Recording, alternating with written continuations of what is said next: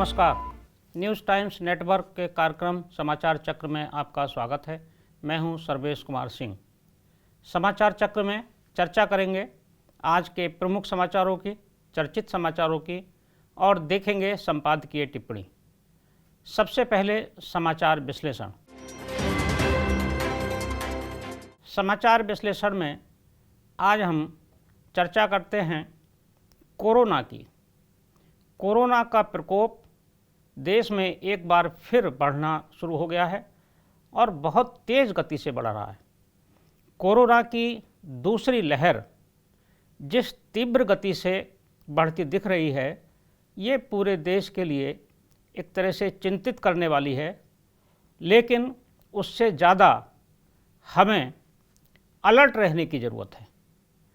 चिंता है, देश को, सरकार को भी चिंता है और राज्यों को भी चिंता है, केंद्र भी चिंता कर रहा है, लेकिन इसके साथ साथ सबसे ज़्यादा ज़रूरी है कि देश का आम नागरिक भी इस चिंता में शामिल हो और सजग हो, सक्रिय हो और सतर्क रहे।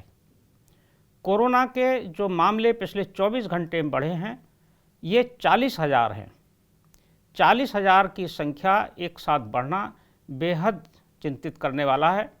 देश के जिन राज्यों में 80% से अधिक मामले आए हैं, उनमें हालांकि उत्तर प्रदेश शामिल नहीं है।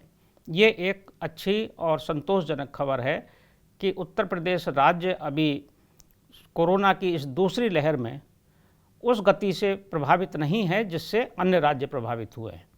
उसमें सबसे आगे महाराष्ट्र है। महाराष्ट्र का मुंबई शहर है, गुजरात है और पंजाब है, तमिलनाडु है, मध्य प्रदेश है, केरल है।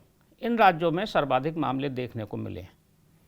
तो कोरोना के प्रति सतर्क रहना बहुत ज़रूरी है। केंद्र सरकार ने पहले ही चेता दिया है।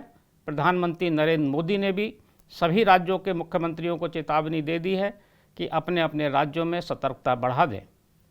हालांकि दूसरी तरफ एक सुखद खबर भी है कि कोरोना के टीकाकरण के अभियान में जो तेज़ी आई है, ये भी संतोषजनक है। पिछले 62 दिन में लगभग 4 करोड़ टीकाकरण हुआ है देश में। ये एक अच्छी बात है कि टीकाकरण में तेज़ी आई है और टीकाकरण करके ही कोरोना को हराया जा सकता है, ये एक तरीका है। लेकिन उससे अच्छा तरीका ये है कि हम खुद सावधानी बरतें, मास्क लगाएं, सैनिटाइज करें हाथों को और डिस्टेंस बना कर रखें, आवश्यक दूरी बना कर रखें। कोरोना से बचाव में जो अभियान चल रहा है उसमें एक और अच्छी खबर यह है कि स्पुतनिक 4 जो वैक्सीन है, इसको रूस ने निर्मित किया है, ये भी भारत में बनेगी।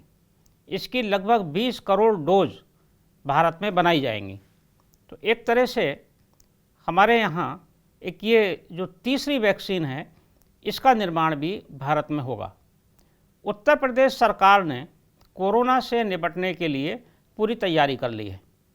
मुख्यमंत्री योगी आदित्यनाथ की सरकार ने सभी जिलों के जिलाधिकारियों को और जिला चिकित्सा अधिकारियों को ये निर्देश दिए हैं कि वे 5 दिन के अंदर कोविड अस्पताल शुरू करने के लिए तैयारी रखें कि किसी भी समय आकस्मिक रूप से 5 दिन के नोटिस पर अस्पताल शुरू किए जा सकते हैं। तो कोरोना देश में एक फिर से चर्चा में है, उसका प्रकोप फिर से चर्चा में है। इसलिए कोरोना पर नज़र रखना, कोरोना के प्रति सतर्क रहना हर आम नागरिक की जिम्मेदारी हो गई है। अब संपादकीय चर्चा। संपादकीय चर्चा में देखते हैं सबसे पहले अमर उजाला का संपादकीय। अमर उजाला का संपादकीय है पुराने वाहनों का बोझ।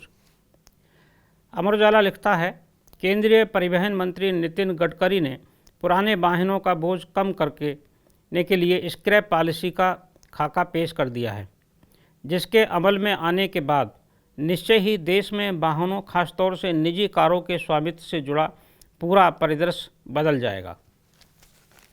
अब देखते हैं हिंदुस्तान का संपादकीय सुक्रिया मीलार्ड।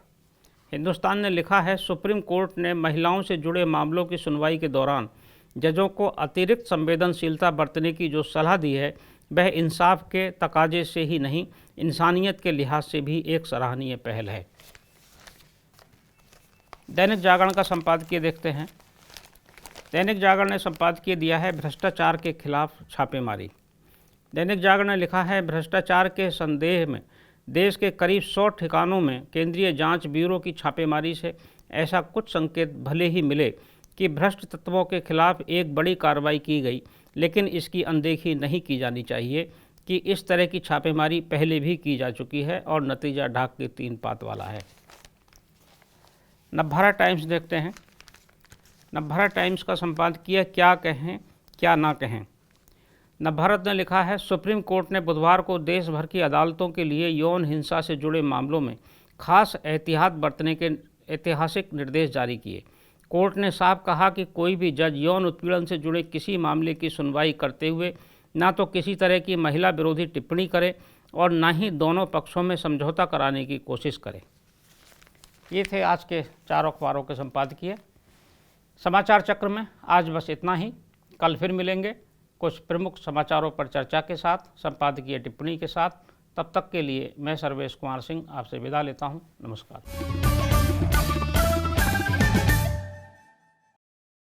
सब्सक्राइब करें हमारे YouTube चैनल को और हर अपडेट पाने के लिए बेल आइकन को दबाएं।